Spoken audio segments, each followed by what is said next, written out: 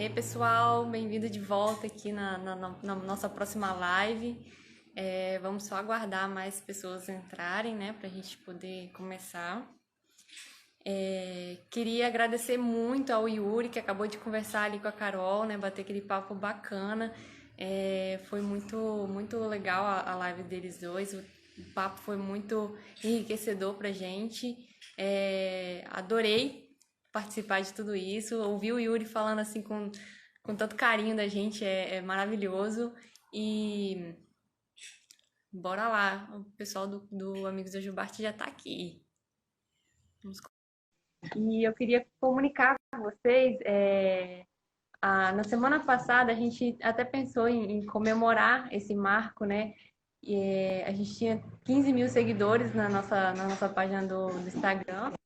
Só que hoje a gente já está com 16 mil, em uma semana a gente conseguiu esse novo marco. A gente fica muito feliz.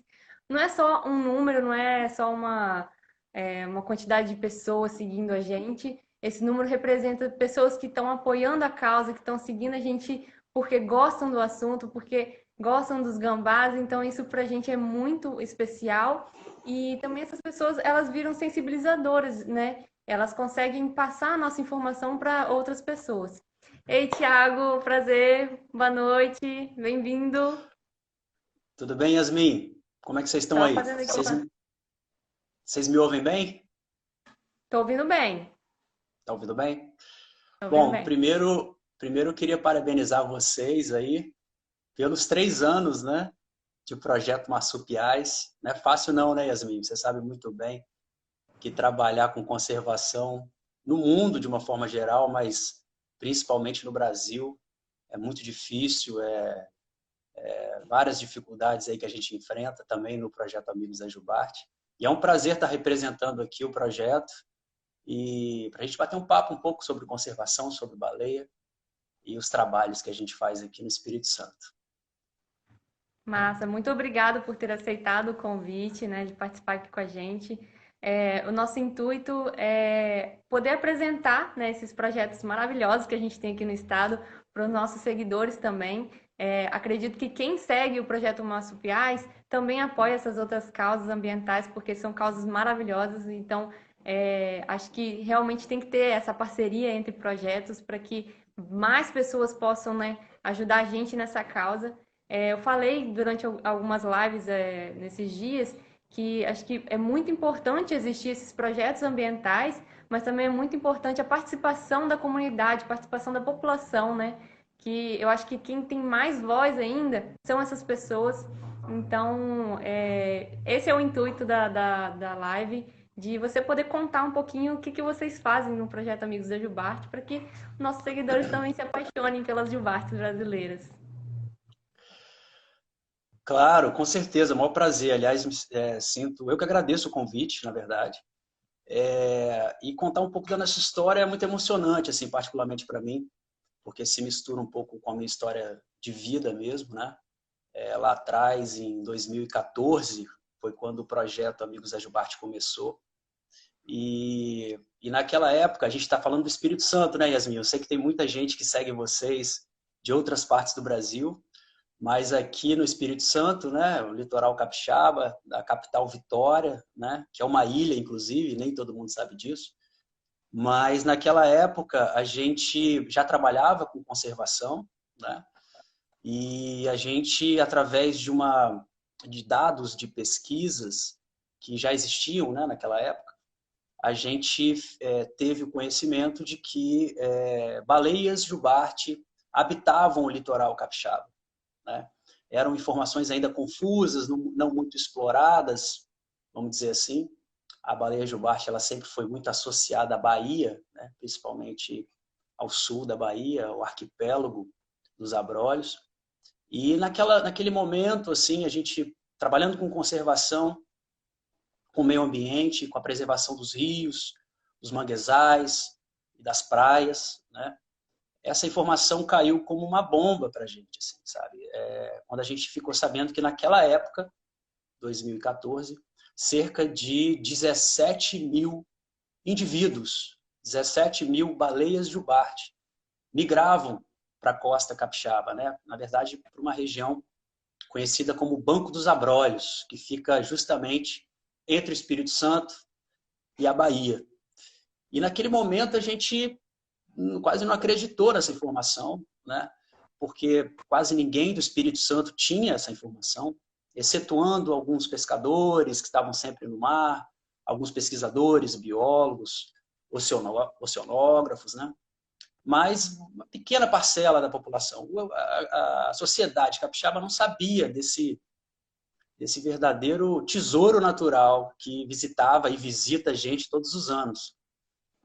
E foi naquele momento que nós, do Instituto Canal, com a correalização do Instituto Últimos Refúgios, né, o Léo Besson, o Sandro Firmino, que são também coordenadores do projeto, a gente resolveu ir a fundo, né, realmente constatar, verificar essa informação sobre essas baleias que migravam para cá.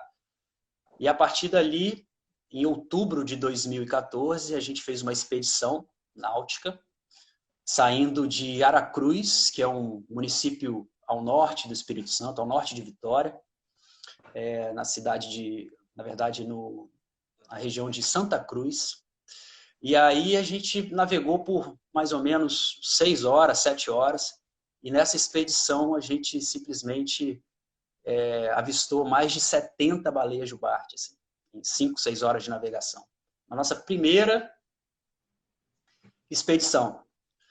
Então foi algo mágico, assim. A gente via baleia pulando, baleia batendo a nadadeira caudal, batendo a nadadeira peitoral, com filhote, em grupos competitivos, né? A gente vai falar um pouco mais sobre isso, né? Sobre a presença das baleias aqui, o que elas vêm fazer, a pesquisa, né? A conservação, enfim. Mas naquela época aquilo realmente saltou aos nossos olhos, literalmente. E quando a gente voltou para a Terra, a gente estava decidido em fazer um projeto e decidido em fazer com que essa informação chegasse à sociedade, né? ao público, né? Ao povo capixaba. Então, a gente começou a trabalhar naquela época, um trabalho de formiguinha, né? Trazendo fotos, vídeos, conversando com as pessoas, colocando nas nossas mídias sociais, convencendo políticos, né? Secretário de Turismo, secretário de Meio Ambiente, estadual, municipal, atores da cadeia produtiva do turismo e do meio ambiente. Então, foi um trabalho realmente de convencimento, praticamente, de que existia, sim, baleia jubarte e que elas tinham um potencial enorme para várias vertentes socioambientais, né? Desde a pesquisa científica até o fomento ao turismo, ações de educação ambiental, conservação, políticas públicas, uma série de coisas que poderiam ser desenvolvidas a partir daquele momento, 2014, tendo como uma espécie guarda-chuva a baleia jubarte, né? Então, foi assim que a gente começou e de lá para cá muita coisa aconteceu. Ano após ano a gente foi evoluindo com todas as dificuldades que você sabe muito bem quais são, porque você também vive isso e outras pessoas também que estão à frente aí de Acho projetos que de diferente conservação. do amigo da Jubarte, o projeto Marsupiais ainda não precisa provar que existe gambá na área urbana, na natureza, né? A única diferença. Ah, sim, isso aí, os gambás, eles vêm até as nossas casas, né, Yasmin? A gente, às vezes, está em casa e aparece um gambá, e o trabalho que vocês fazem é importantíssimo para mostrar a importância desse animal para o ecossistema e também para a gente, né? Porque acaba beneficiando o ser humano, né? O Homo sapiens, de uma certa forma. E a baleia jubarte também não é diferente, né? A gente, apesar de ela não visitar o nosso quintal, vamos dizer assim, mas de uma forma genérica elas estão no nosso quintal do mar, né? Estão próximas às nossas cidades, aqui do estado do Espírito Santo, e agora cada vez mais no Brasil inteiro. Elas já eram muito associadas à Bahia. O trabalho do Amigos da Jubarte fez com que elas fossem associadas também ao Espírito Santo, e a gente vem comprovando isso, né? E agora também Rio de Janeiro e São Paulo, que vem recebendo cada ano que passa mais baleia jubarte por conta do aumento da sua população, essa população que migra para cá, para o Brasil, né? Entre junho e novembro. Muito bacana, Thiago. Muito, muito importante esse trabalho que vocês fazem. Eu acho que para quem já teve o prazer, né, de ver uma baleia jubarte assim nesses passeios que vocês estão promovendo, é magnífico, é maravilhoso. Não tem como descrever essa sensação. Nem consigo imaginar o que que é ver 70 baleias num dia só. Então, só de ter visto uma, né, que eu participei de uma saída que a gente viu uma que ficou muito próxima ali da gente, aquilo ali já foi muito, muito magnífico para mim. Então, nem consigo imaginar o que que é 70 baleias de uma vez só, né? Mas, Sens- é, Sensacional. e aí, assim, o que que você pode falar para a galera da atuação do Projeto Amigos da Jubarte? O que que vocês fazem, né? Além desse fomento ao turismo, né, que é tão explícito, mas o que mais vocês fazem pela conservação das baleias? O que que você poderia Uhum. dizer? Legal, boa pergunta. Como eu falei, a gente começou lá em 2014.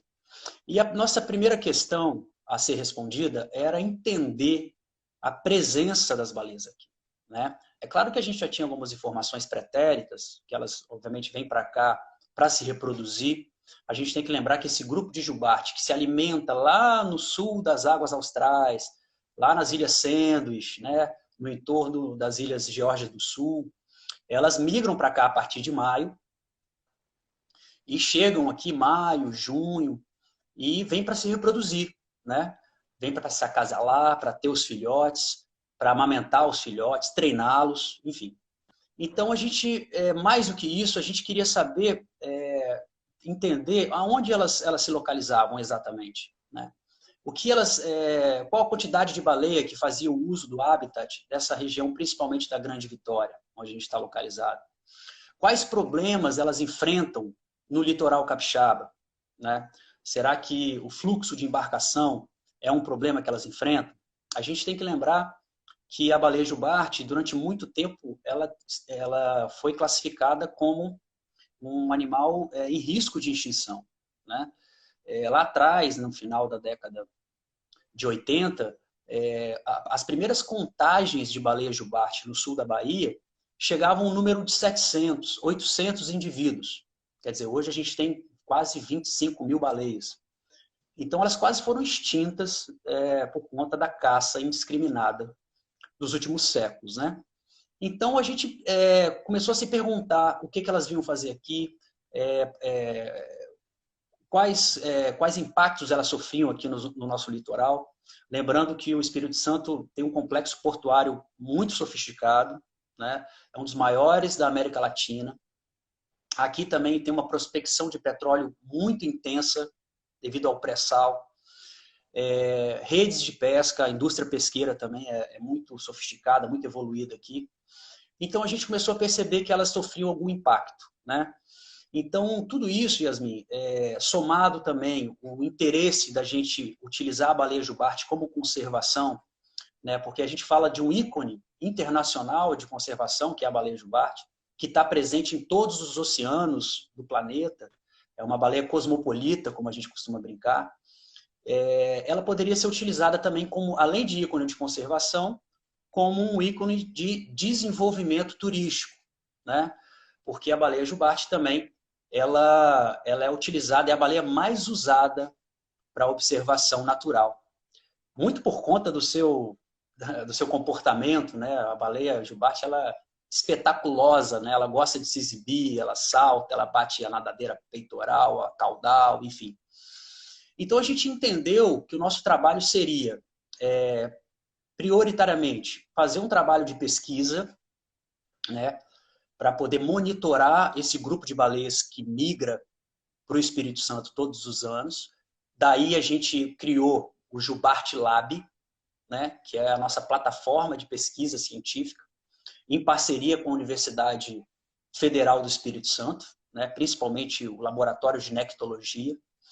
E a partir dali a gente começou a desenvolver pesquisas relacionadas à biogeografia, padrões de comportamento, composição social, trabalhos de fotoidentificação da nadadeira caudal, justamente para começar a ter uma matriz de dados primária para a gente poder, ano após ano, e estudando esse grupo de baleias e como elas se comportam, vamos dizer assim, aqui no litoral capixaba. Então, primeiramente a pesquisa, depois o fomento ao turismo. A gente começou a entender que essa ferramenta do turismo de observação, ela é importantíssima para a conservação da própria espécie. Por quê? Porque a gente, ao levar, primeiro, o turista, né, para avistar esse ser maravilhoso, a gente consegue sensibilizar ele no tocante à necessidade e à importância da preservação daquele animal, consequentemente, de todo o ambiente marinho, né?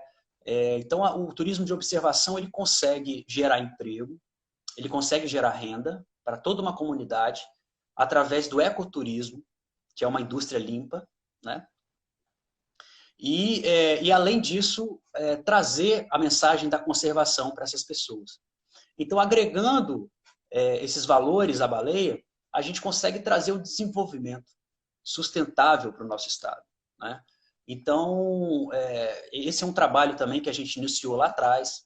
A gente pode falar um pouco mais do que especificamente a gente faz no turismo, mas o turismo e a pesquisa praticamente andam juntos, né? Até porque durante os cruzeiros de turismo também é executada a pesquisa do Jubarte Lab, né? E além disso, a educação ambiental, claro, né? Já que a gente tem informações científicas o suficiente para transformá-las em atividades reais, né? Concretas ali no dia a dia, com as crianças, com os adolescentes, com os adultos também, né? Nas escolas, nos ambientes públicos, né? Nos espaços públicos, nas empresas, nos órgãos públicos, enfim, várias atividades que a gente pode transformar essa mensagem científica em realmente uma ação que vai trazer uma sensibilização ambiental, uma mudança de comportamento, mudança de hábitos e costumes que vão favorecer a preservação do ambiente marinho. Então, a gente trabalha nessas três vertentes: pesquisa, turismo e educação ambiental, além da difusão científica, né, que carrega tudo isso, né, que carrega a pesquisa, que carrega a educação, né, que carrega o turismo, através das nossas plataformas, através dos trabalhos que a gente faz nos eventos, né, que a gente promove, os eventos culturais. A gente difunde esse conteúdo, então a gente, na verdade, compartilha com a sociedade como um todo esse conhecimento com o objetivo de fazer essa difusão científica e sensibilizar as pessoas da importância da baleia jubarte para o ecossistema marinho e para a nossa sociedade também, né? Então, basicamente, é esse tripé que a gente trabalha, permeado pela difusão científica na comunicação. Teve uma pergunta aqui que eu achei até interessante fazer agora, se existe algum artigo científico, mas eu acho que tem um pouco no material que o Amigos do Jubarte já fez, né, já faz, que evidencia o turismo de observação, que o turismo de observação não causa algum impacto negativo para as baleias. Existe algum material que fale sobre isso, sobre esse não ter impacto para as baleias? Mas, de quem é a pergunta? Uma excelente pergunta, inclusive. Você consegue dizer? Não, tudo Eu bem. não Deixa. sei dizer agora, Depois a mas gente. eu... Tranquilo. Não, ótima pergunta. Na verdade, existem pesquisas, sim, relacionando o impacto sonoro em cima dos cetáceos, seja baleia ou seja golfinho. Os ruídos produzidos pelas embarcações, eles podem sim gerar um impacto. É claro que a gente está falando, no caso do turismo, de um ruído muito menor, por exemplo, do que um navio gigante, por exemplo, né? Outros impactos também podem ser percebidos no tráfego, né, de pequenas e grandes embarcações, como o atropelamento. A gente consegue, inclusive, ver pela necrópsia a causa da morte dos cetáceos, baleia ou golfinho, e a gente consegue perceber que muitos deles morrem atropelados, né, com marcas de hélice.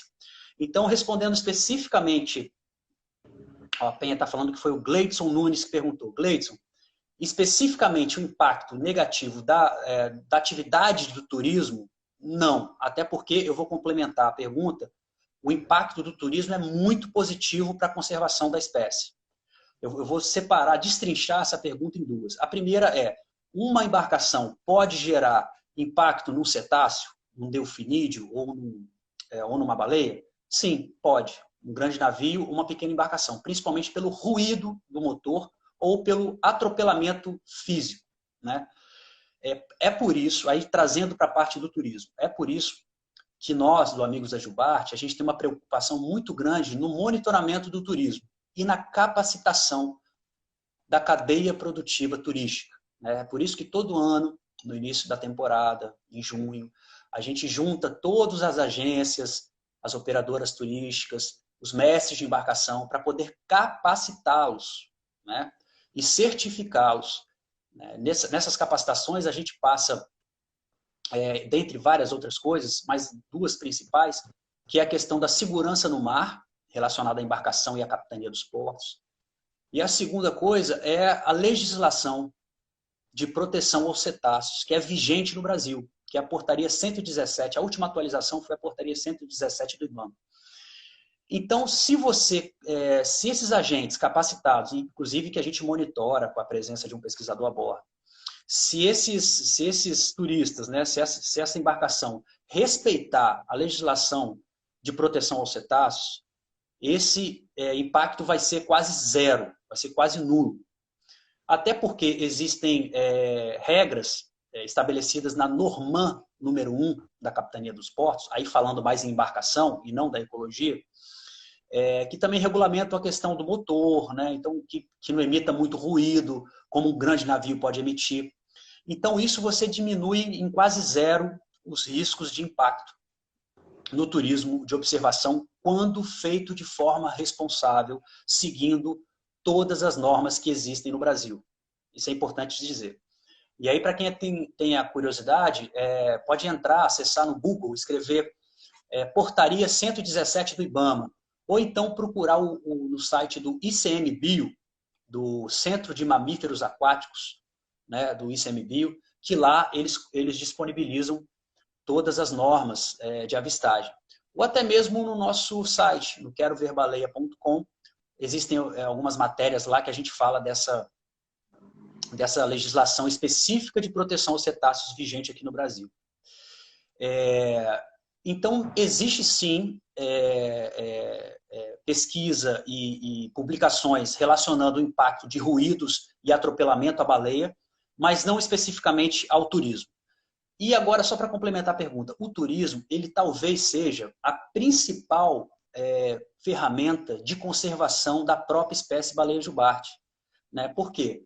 Dessa forma, a gente consegue afastar o risco da volta à caça comercial, que é executada até hoje por vários países. O Japão, a Noruega, enfim, vários países, a Islândia, ainda caçam baleias hoje em dia. Né? A moratória da caça no Brasil foi declarada no final da década de 80, mas hoje vários países ainda caçam como se fosse uma atividade econômica. E o que a gente faz no turismo é provar que a baleia vale muito mais viva do que morta. E isso a gente prova com números, com estatística, né? Com valores.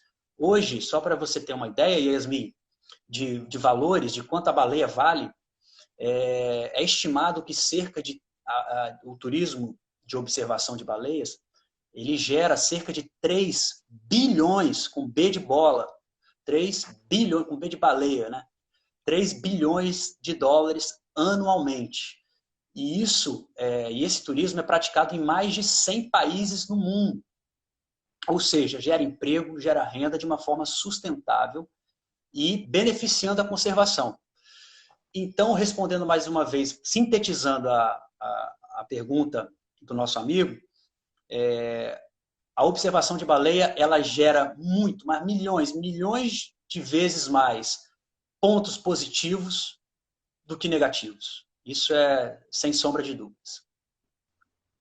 E é interessante que esse impacto, né, das embarcações, eles já existem por outras embarcações, né? Não vai ser o turismo que vai piorar ou vai melhorar se acabar com esse turismo. Então, nossa, muito bem colocado aí, Thiago. E, assim, falando um pouquinho agora sobre projetos de conservação, o que você acha de ter uma equipe de comunicação no projeto Amigos da Jubarte? Yasmin, você pode me perguntar de novo, que deu uma falhada aqui no meu Instagram, por favor. O que você acha de ter uma equipe de comunicação no Amigos da Jubarte? Qual a importância de uma equipe de comunicação? É fundamental, né? Aquilo que eu falei no início. A comunicação, na verdade, ela permeia tudo que a gente faz, né? Eu falei que o projeto Amigos da Jubarte se apoia num tripé, que é pesquisa, turismo e educação ambiental. E esse tripé está apoiado numa base que se chama comunicação social. Porque nada disso teria importância, ou talvez teria a importância que tem, se não fosse a difusão científica e a comunicação social, né? Por quê? Porque dessa forma a gente traduz os dados na pesquisa científica para informações que as pessoas conseguem entender. E aí sim gerar mudança de comportamento. Porque imagina você, se a gente pegasse os nossos relatórios de pesquisa científica e colocasse na internet para as pessoas lerem lá 20, 30, 100 páginas, 200 páginas, como foi o relatório que a gente acabou de entregar, inclusive, algumas semanas atrás, com vários termos técnicos, com gráficos, com coisas que as pessoas não leriam, ou se lessem, não iam entender, né? E por questões óbvias, né? Porque as pessoas não precisam entender, né, essa linguagem tão científica, né?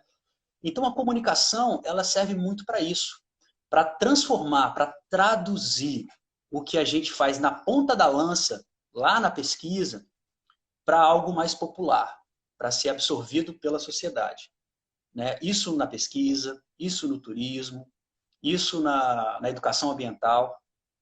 Então, nosso projeto sempre valorizou muito a questão da comunicação e da difusão científica, porque a gente acredita que só assim a gente vai conseguir, que é um dos grandes objetivos da nossa instituição, inclusive, tanto o Instituto Canal quanto o Instituto Últimos Refúgios, né, que inclusive faz essa parte da comunicação, é, gerar a mudança do comportamento. Né? É que as pessoas possam olhar para si e entender que se ela não participar ativamente da transformação, da conservação do meio ambiente, seja o ambiente marinho, terrestre, qualquer tipo de bioma, se ela não atuar, vai ser difícil a gente fazer um mundo, né, transformar o planeta em algo mais sustentável, em algo mais equilibrado, que é o que a gente está precisando, né?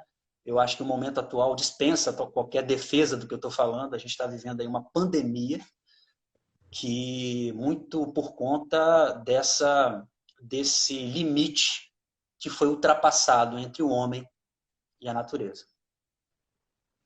Bacana. Eu fiz essa pergunta para várias pessoas, né, durante essa semana, durante as lives, e por pessoas de projetos de conservação, com o intuito de também vocês poderem mostrar para a galera que tem muitos biólogos, às vezes, aqui assistindo a gente, muita gente querendo criar um projeto de conservação, e é mais é uma forma de mostrar um pouquinho do que o Instituto, o que o Projeto Marsupiais faz, o que o Projeto Amigos do Jubarte faz, sabe?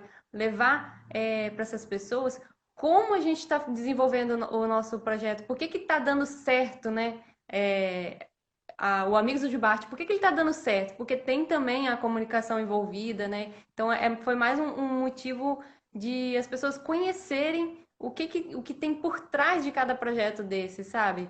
Então, por isso eu fiz essa pergunta para vocês. Eu sei que na nossa cabeça está super claro, né, ter uma equipe de comunicação, mas pode ter pessoas que acabam ganhando com essa resposta sua, com a resposta do projeto Caimã, né? Então, só para explicar um pouquinho o Claro, porquê dessa pergunta tão estranha assim claro. no meio.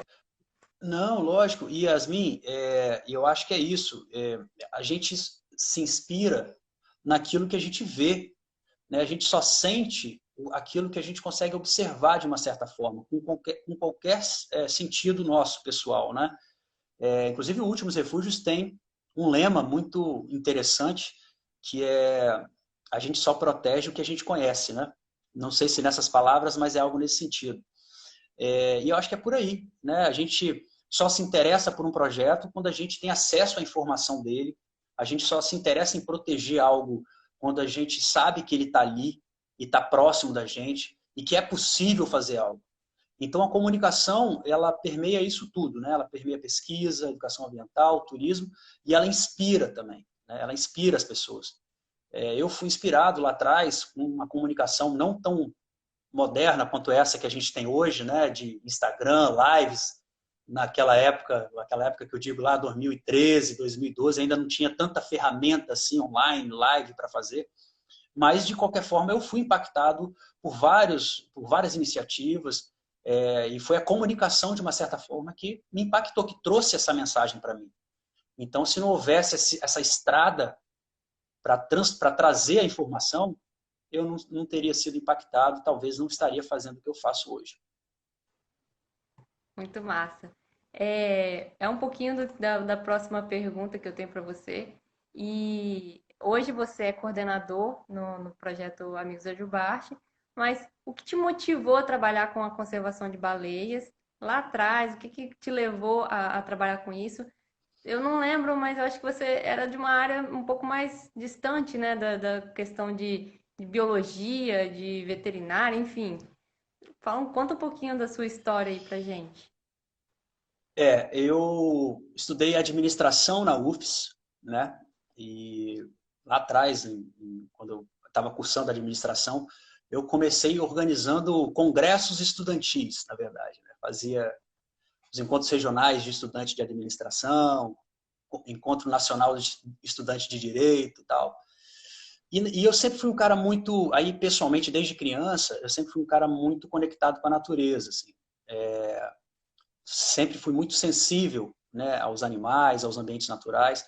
O esporte que eu praticava quando adolescente, criança, era o surf, né? Então, já fui surfista um dia, mas o esporte me conectou muito, sabe, com os bens naturais, né, que o ambiente marinho possui, né? Seja o golfinho, seja a baleia.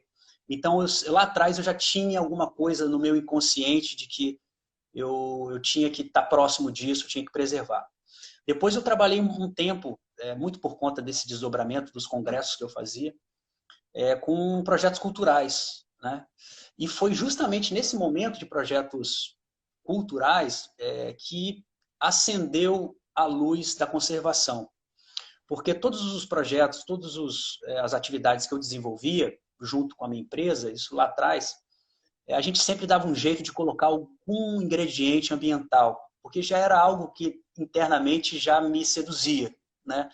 Então, por exemplo, um congresso que eu organizava, isso é muito engraçado, contar uma curiosidade que eu nunca contei para ninguém. Eu organizava congresso estudantil e aí tinha uma comissão e a gente foi contratado para organizar um congresso de direito. E aí os contratantes estavam perguntando e aí, qual o tema que a gente vai falar para atrair as pessoas? E eu botei na cabeça deles, assim, fiz uma matemática, fiz uma manobra para fazer com que o tema fosse direito ambiental. E, e eu consegui convencer. De fato, aquele congresso, o tema aconteceu inclusive em Guarapari, se eu não me engano, em 2002, 2003, e o tema foi direito ambiental. E, enfim, desde aquela época eu já tentava trazer para a minha vida, deixar aflorar na minha vida essa questão de conservação. E foi em 2014, junto com o Sandro Firmino, que também é diretor do Instituto Canal, junto comigo, que a gente... E também foi algo muito simbólico, assim, porque a gente tinha um escritório que ficava na beira do canal de Vitória. Como eu falei, Vitória é uma ilha, né? E tinha uma manilha de esgoto, jogando esgoto in natura na frente do nosso escritório. E a gente se deparava com aquilo todo dia. A gente ia tomar um café 4, 5 horas da tarde, ia para a parte de trás do escritório, que é onde dava a vista para o canal, né, ali de Vitória, ali de Jardim da Penha. E a gente via essa manilha na nossa frente, despejando esgoto in natura. E a gente olhou e falou, cara, não tem condição, a gente tem que fazer alguma coisa, isso tem que mudar, isso está errado. E foi aí que a gente resolveu criar o Instituto Canal para fazer algo em prol do ambiente marinho, né, dos rios, dos canais, das praias. E assim nasceu o Instituto e assim eu entrei nessa estrada da conservação. Que lindo, que bacana, Thiago.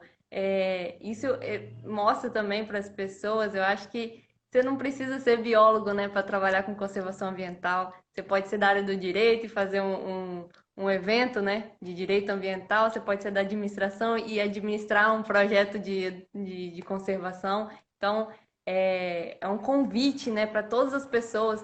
Todo mundo deve preservar. Então, não tem área para isso, não tem especialização para isso, né? Não tem especialização de fato. O que move a gente é a vontade. Mas você sabe, Yasmin, que também a gente, desde o início, a gente admitiu, e de fato é muito importante, eu diria fundamental, você se cercar de pessoas, né, capacitadas, pessoas que na época a gente se cercou e hoje ainda mais, pesquisadores da área de biologia, da área de oceanografia, né, de outras áreas relacionadas à pesquisa científica, porque a vontade é muito importante, né?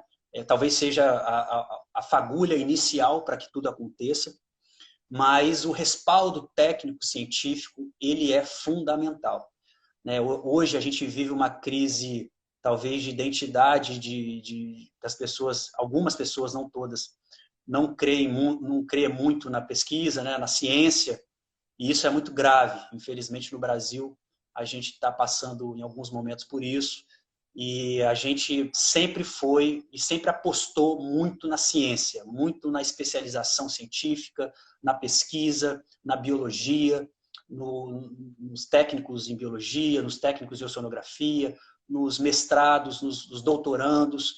Enfim, eu acho que essa turma tem que ser muito valorizada, porque eles que fazem e compõem uma parte do Jubarte Lab fundamental para que tudo aconteça. Bacana, muito, muito bem.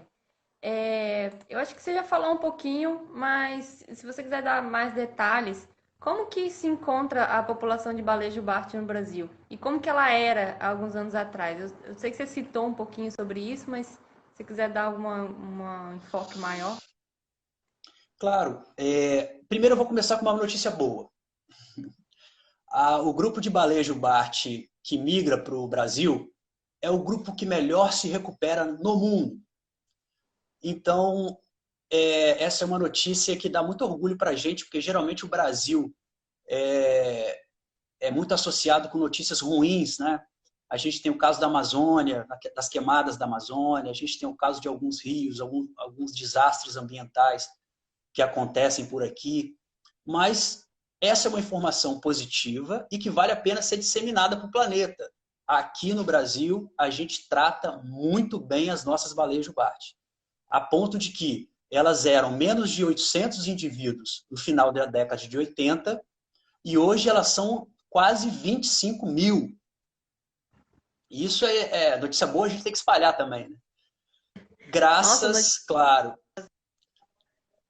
Graças à moratória da caça, à proibição da caça, que o governo brasileiro acatou no final da década de 80, e graças também aos esforços de conservação de várias ONGs que existem desde a década de 80 para preservar a baleia jubarte.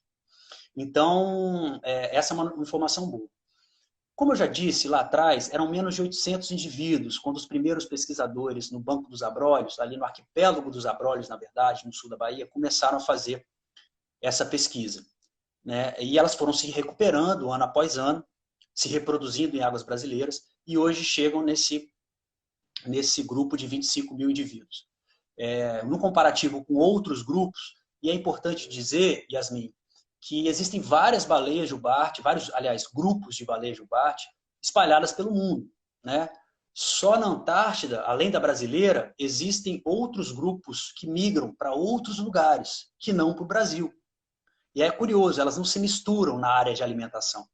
Cada grupo de baleia se alimenta num local específico e migra para se reproduzir num local específico também. Então tem baleia que vem para o Brasil, tem baleia que vai para a Austrália, tem baleia que vai para a África do Sul, tem baleia que vai para o Chile. São grupos diferentes, né? E eu estou falando do hemisfério sul, e tem baleia jubarte também no hemisfério norte, que migram para vários outros locais, como Nova York, Califórnia, México, enfim. Então, o que eu posso dizer é que o grupo brasileiro ele se recupera muito bem.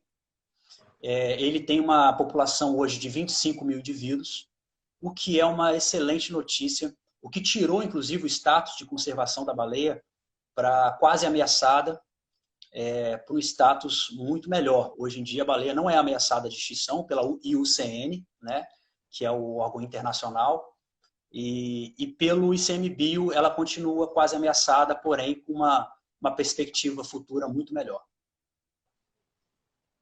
Nossa, incrível. Muito bom saber disso. Bom saber que, de alguma forma, a gente está fazendo da forma correta, né? Sim. E qual a importância das baleias jubartes para nós, seres humanos, e também para a natureza? Olha, a importância são muitas, na verdade, né? Primeiro, vamos colocar do ponto de vista ecológico, né? Do ponto de vista ecológico, a baleia ela é topo de cadeia alimentar, né? E todo animal topo de cadeia alimentar tem uma importância ecológica muito grande. A baleia também é importante na questão da reciclagem do ciclo, na verdade, do ciclo do carbono, né? A baleia, daquele tamanho todo, através do seu material orgânico que ela solta durante a sua migração, né, pelos oceanos, ela enriquece o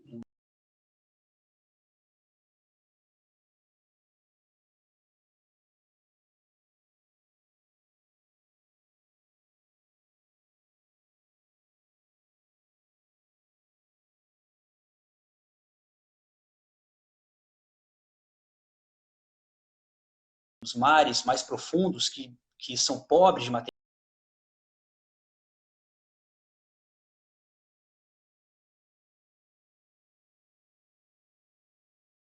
orgânico, com tudo aquilo que ela carrega, né? Desde as suas fezes, a sua urina, e até mesmo o seu material de decomposição. Quando uma baleia morre, aquela carcaça ela vira um recife natural ali durante anos e anos, o que traz a vida, né, para aquela região. Então ela tem uma importância ecológica muito grande. O ciclo do carbono também, enfim, ela faz com que esse ciclo do carbono nos oceanos seja mais completo. E do ponto de vista, além do ecológico, do ponto de vista econômico, a gente, para o ser humano, ela consegue trazer desenvolvimento econômico sustentável, como a gente já falou. A baleia pode ser observada, não só a baleia, como os golfinhos também. Então, ela traz, além da questão ecológica, ela traz também o desenvolvimento econômico para várias comunidades de vários locais do mundo, né? Gerando emprego, gerando renda para a nossa sociedade. Então, ela também tem essa importância, vamos dizer assim, econômica. E além do que, ela pode ser, como foi transformada no caso do projeto Amigos da Jubarte, numa espécie bandeira, né? Ou seja, além de tudo isso, ela pode se transformar num ícone que vai transmitir a mensagem da conservação, do respeito ao meio ambiente, do maior equilíbrio para a nossa sociedade, o que vai trazer benefícios diretos e indiretos, imediatos ou futuros, para todo o planeta de uma forma geral. Além do que, Yasmin, a gente consegue, por exemplo, alguns cetáceos, como alguns golfinhos, a orca, por exemplo, elas podem ser consideradas espécies sentinelas. O que isso quer dizer? Uma espécie sentinela é a primeira a sentir um impacto quando algo está errado no meio ambiente. O primeiro a sentir esse impacto é essa espécie sentinela. Então, serve como um alerta para nós humanos para perceber se tem algo errado naquele bioma. Por exemplo, há um tempo atrás a gente enfrentou um surto aqui febre amarela. Não foi isso relacionado aos bugios? Sim, sim, exatamente. E a gente só ficou sabendo que estava para acontecer um surto de febre amarela quando os bugios começaram a morrer na floresta, na Mata Atlântica. Então isso acendeu um alerta, um sinal para os seres humanos de que algo estava errado. E assim também é com vários cetáceos. Quando a gente começa a observar vários golfinhos morrendo na praia, emalhados, né, com marcas de rede, com marcas de atropelamento, quando a gente começa a observar emalhes em massa, encalhes em massa, né, de baleias e golfinhos, a gente, opa, tem alguma coisa errada nesse meio ambiente, tem alguma coisa errada nesse oceano. E aí, quando a gente vai buscar, procurar saber, a gente acaba encontrando essas causas desse desequilíbrio, né? Então, além de tudo isso, elas ainda servem como uma espécie sentinela que nos alerta quando algo está indo errado. Nossa, top demais. Nosso tempo já está meio que acabando, Tati. Passa Falta. rápido, né? Passa muito rapidinho esse tempo. E tem só 10 minutinhos, mas a gente já está na nossa última pergunta, a pergunta do projeto. Tem algumas perguntas dos participantes aqui que eu vou fazer logo em seguida.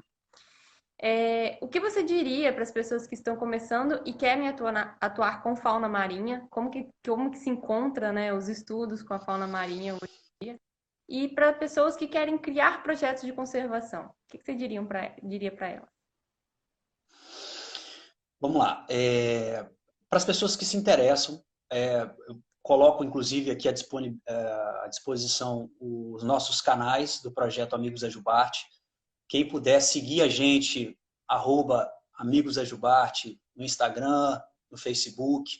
A gente tem um site também que é o queroverbaleia.com. Entre em contato com a gente pelo inbox, enfim, que a gente pode conversar sobre a participação no nosso projeto especificamente.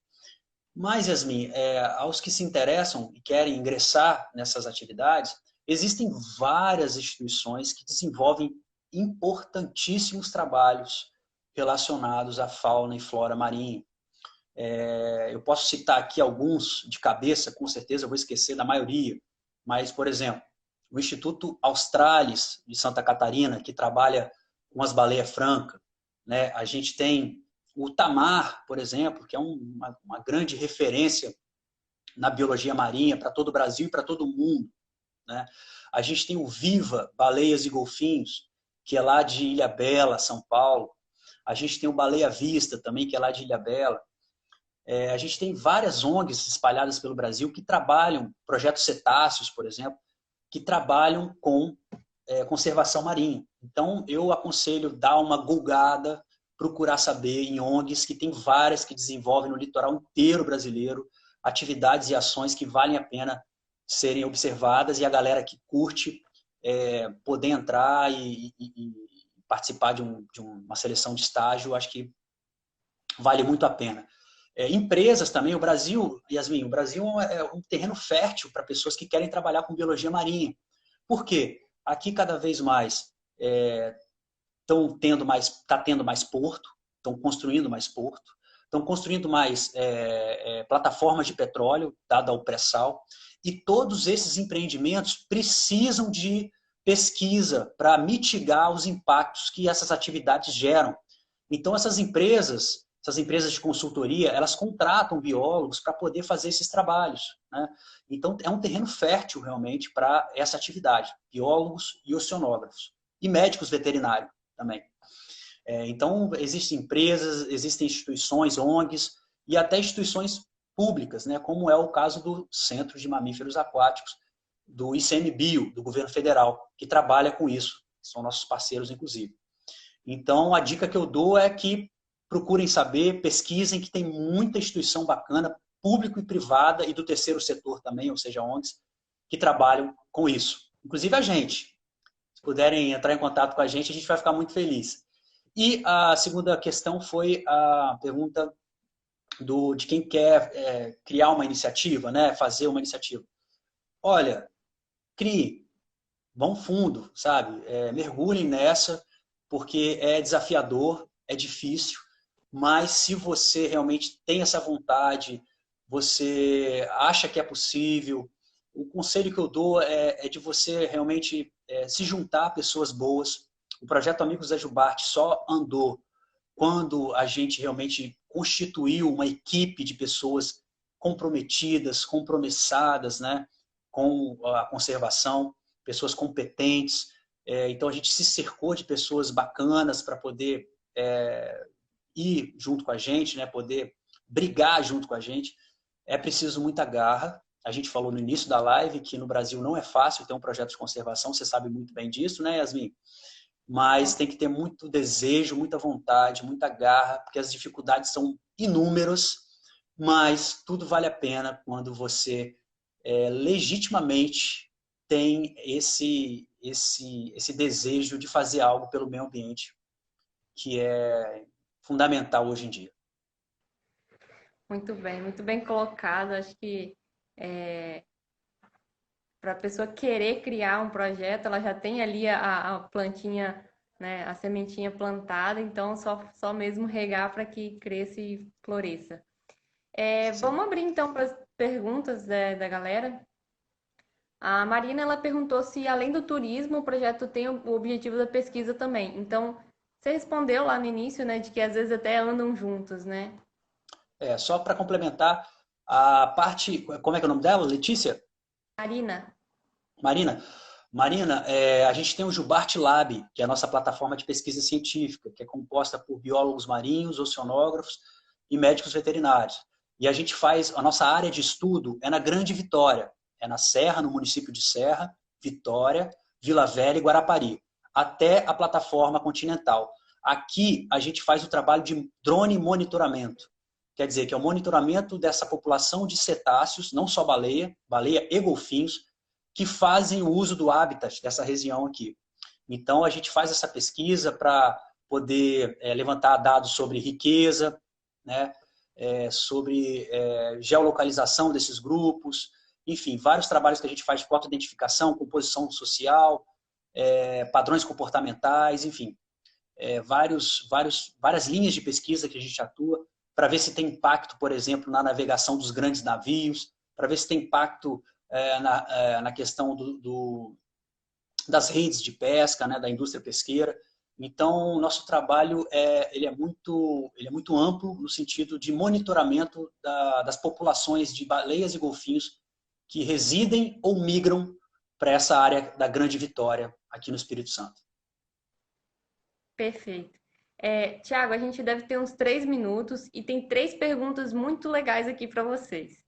Tá. Vamos tentar fazer bem Vou chutinho aí. tentar ser rápido, vou tentar ser rápido.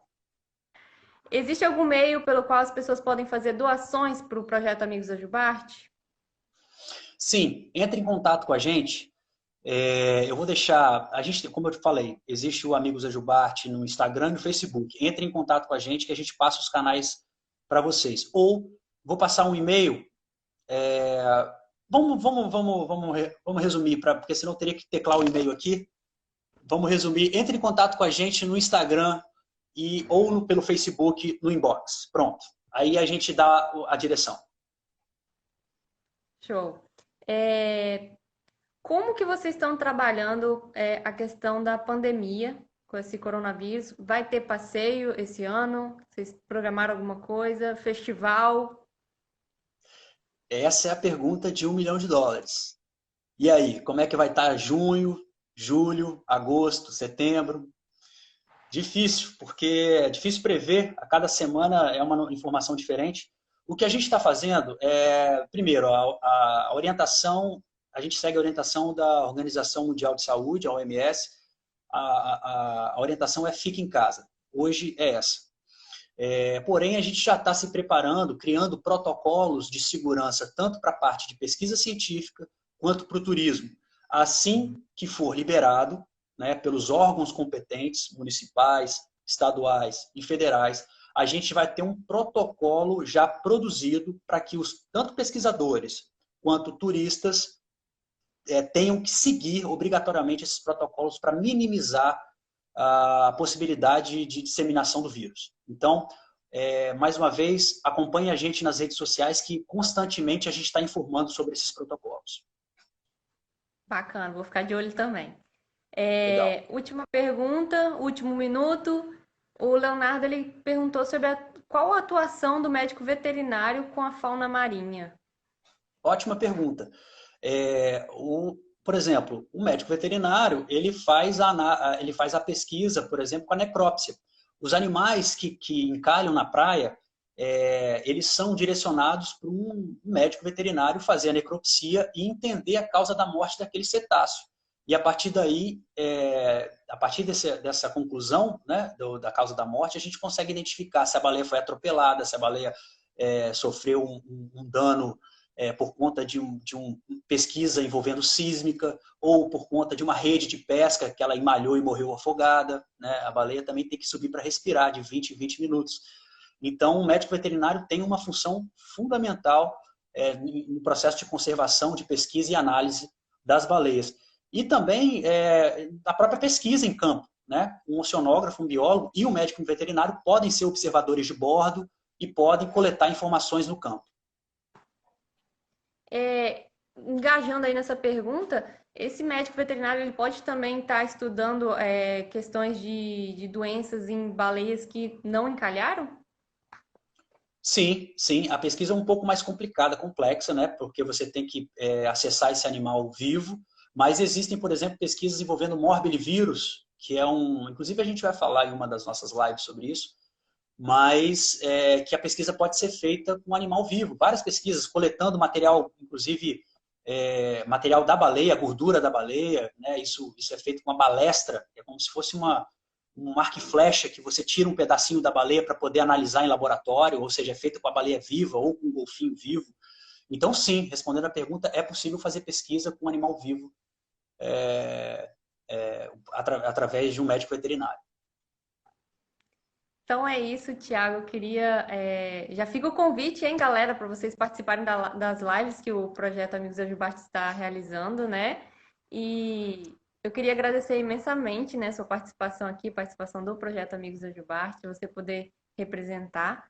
E já fica também o convite para umas próximas, porque a gente não consegue fazer todas as perguntas em uma hora, né? E o projeto Marsupiais, ele, apesar da gente ter feito essas lives rapidinhos nesse período de aniversário, né, de comemoração, a gente viu que a galera gostou bastante dessa interação com outros projetos, com outros temas. Então, vamos imaginar que no futuro aí a gente vai ter mais lives como essas. E também visto com essa pandemia, né, que às vezes bloqueou muita coisa do que a gente produz, às vezes com relação a ter eventos, né, com o público. Então, a gente está apelando para essas lives online. Que bom, eu que agradeço o convite, parabéns mais uma vez pelos 3 anos, vida longa ao Projeto Marsupiais, e contem com a gente do Amigos da Jubarte para qualquer tipo de apoio e parceria, porque é isso que a gente quer, mais projetos falando de conservação do meio ambiente. Gente, só para lembrar, tá rolando sorteio lá na página do Projeto Marsupiais. Corram lá para concorrer a uma camisa, ecobag e também o livro do Instituto Últimos Refúgios. Tiago, brigadão. Não tenho mais palavras para agradecer vocês. Então, acho que é isso. E valeu, força na conservação das baleias. Força pra gente. E vamos ver se a gente vai ver baleia esse ano junto com vocês. Amém. Tomara, tomara. Bom, vambora. Tchauzinho, gente. Boa noite e amanhã tem mais lives. Tchau, tchau.